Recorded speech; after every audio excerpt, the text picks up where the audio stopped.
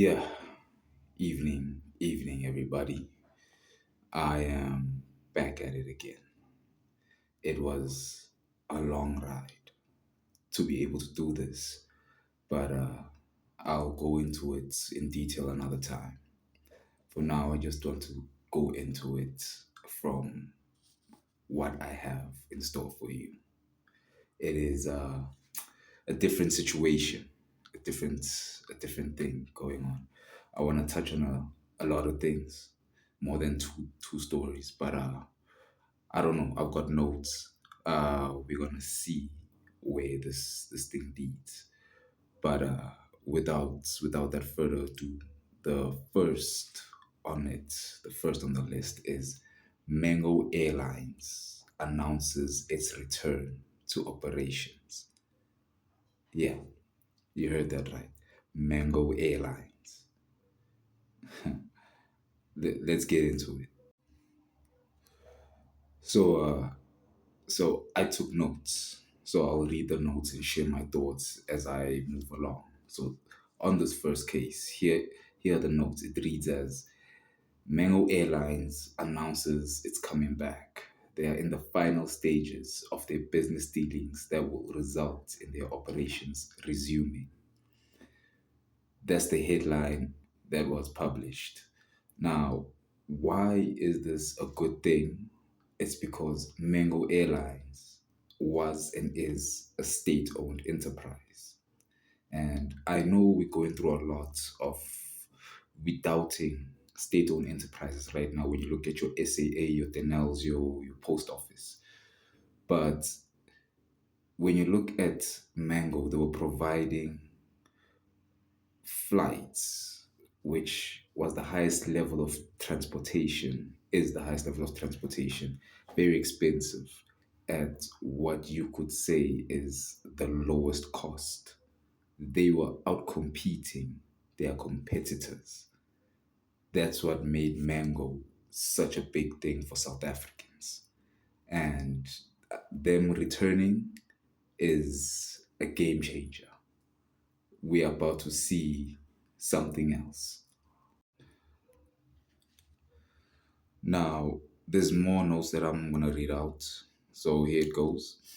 They claim that they are running a program where refunds for previous customers who had their flights cancelled when the business was liquidated can get their money back. Okay, so not only are they are returning back to operations, but they are also allowing previous customers, which was what, 4 5 years back, to log in using their previous details and get a refund on previous tickets which they could not use or cash in, and they maybe could not get refunds at the time when the company was being liquidated. But that's something else, considering it's a state-owned enterprise, and most state-owned enterprises do not give refunds. Even SARS has questions its what tax returns when it comes to giving people money. It's more about the taking, and they are very efficient at that. They have a whole system which cannot be fucked with. And sorry for swearing, but that's the situation. But yeah, yeah. Mango Airlines returning is going to be a game changer because right now the cheapest airline is FlySafair, I think, right? And they they offer flights at an average of 1.1 thousand rands from maybe Joburg to Cape Town furthest, and you find that from Joburg to Durban at 700, 800. With Mango coming into the game, they could reproduce this at your 900s from Joburg to Cape Town, and at your 500s to 600s at your Joburg to Durban. It changes the game. They were a local competitor, the Telkom of airlines. They knew their space. They knew they didn't have to outcompete internationally. They just had to beat the local competition, and they were doing that well. So them closing down was fishy, but past that, now them reopening, focusing on the good news. It is welcoming. It is a direction that is good. It's beneficial to the country and its people. I might be able to afford frequent flights. Yeah, yeah. Now, there's a second bit of news I wanna talk about. This is now not something that's published per se. This is just an idea I want to get out there and also talk about because I mean, shout out to Zimasa Mustafa. He spoke about this. So here, here's what it is. It is a golden travel visa for Africa. That would be a game changer. Why? Because traveling between Africa, between different countries in Africa, for those who have traveled, have realized and have noticed that it is too expensive. It is too difficult. It is easier to simply go out and transit and then come into Africa and then to just go directly to where you're trying to go from South Africa. Introducing this type of golden travel visa for Africa could allow for a much more smoother operation and movement of people and goods between countries in Africa, which could boost economic growth. I don't know why this is not being done. Second to this is getting a visa is unnecessarily difficult. And also, assuming we want visas to visit international countries outside Africa is pretentious. It's prideful. When I look at my generation and myself, we have more of an interest in the rest of Africa as a continent than the rest of the world and its other countries. Why is it that South Africa, Ghana, Nigeria are, are, are the only ones this developed when you look at Egypt? But when you look at every other African state, there's this underdevelopment agenda being driven by the politicians and the businesses in power. I don't get it. I don't know why it's being done like this. But this travel visa could help bridge me and my peers in other countries. Would help bridge South Africa with other countries in Africa. It is just a good idea. Third point and last point was shout out to Mustafa for this again. He said that this visa, if made, would need other countries to put and change their laws to accommodate it. That would also mean it would be a good first step in inter-country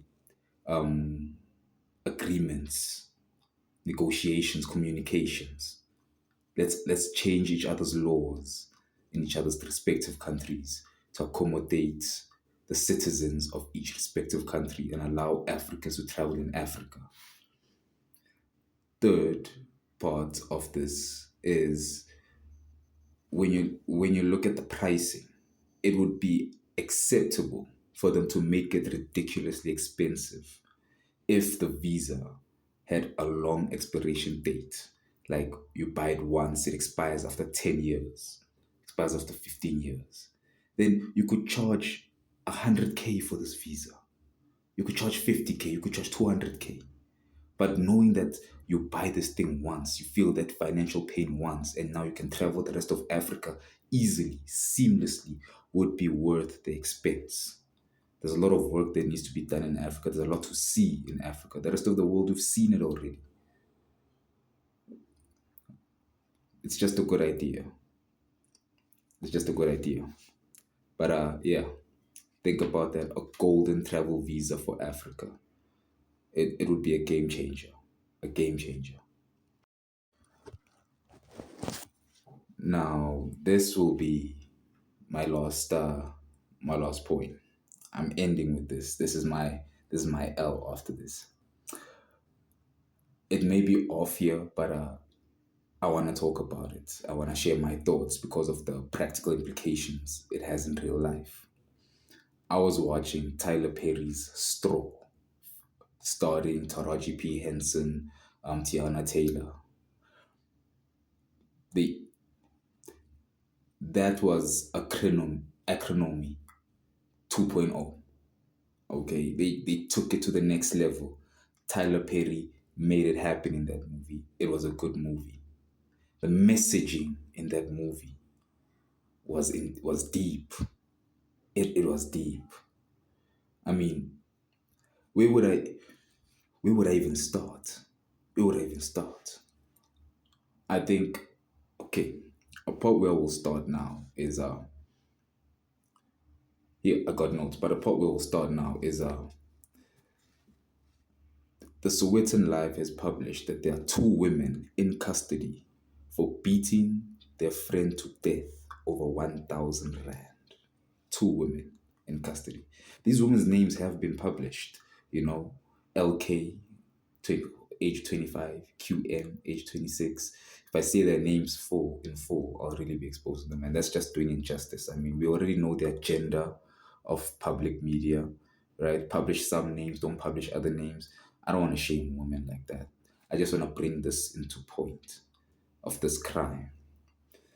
This was for the sake of money. When you looked into this crime, this is your friend, and you beat them to death for the sake of money. I mean, this happened in Pumalanga, by the way. This happened in Pumalanga, the province in South Africa.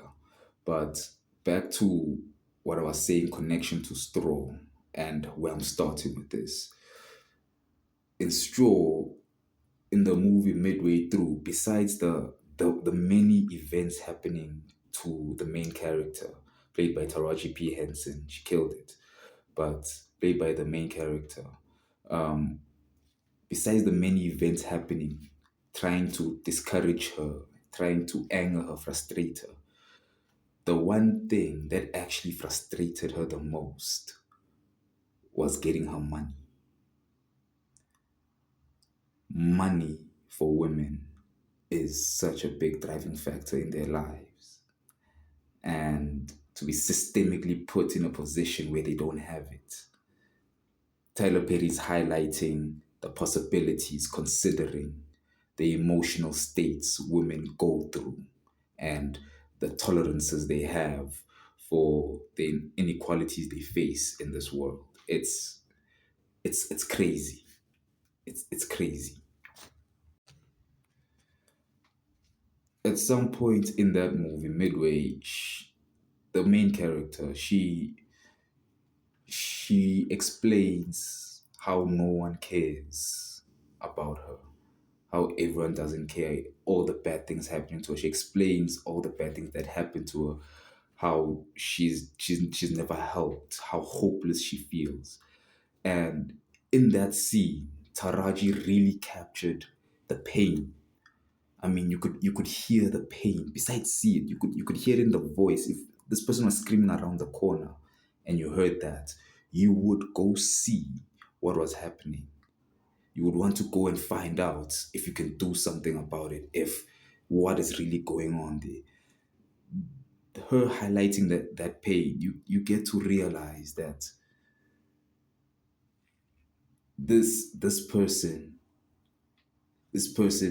has been given an unfair hand in life.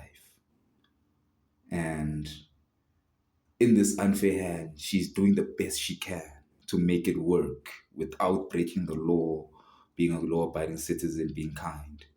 And despite all that, life just keeps throwing shit in her face. I mean, yeah, shout out to Tyler Perry. Shout out to Tyler Perry. Why this also is important to bring up is it also shows how there's a misunderstanding of certain criminal situations. Whenever you see a criminal acting out, or whenever you see cases on TV of criminals, without knowing the full facts, there's always a misunderstanding, and there's always actions taken based on that misunderstanding, which don't help solve the problem. They just make things worse. Seeing that, you get to see the role played by Tiana Taylor as the police, as a what is it? She had a partner. I think she was the detective in charge. You get to see how she's trying to break down the psychology of who this person is, what happened, what led to this, and trying to understand how to resolve this peacefully without resorting to aggression, or without attempting to overpower the situation without understanding enough of it. She was more interested in finding out more of the facts, all of the facts, before she took decisive action. Going back to the story I told you of the two women who beat their friend to death, this is how they got caught. After they realized that their friend was not responding, the friend was unconscious, they took the friend to the clinic. They panicked, took the friend to the clinic out of concern. At the clinic, the friend then gets declared as dead. Only then do the police get called, and a case is opened, and an investigation is ensued. These women were charged for murder and an attempted murder of a friend, over R1,000. For context, this is less than $100. For context, this is less than $100. But they beat their friend. The minds of people, the minds of women need to be worked on. The minds of men need to be worked on. There needs to be something done, counseling, therapy, some affirmative action. But that's what I think. That's my part.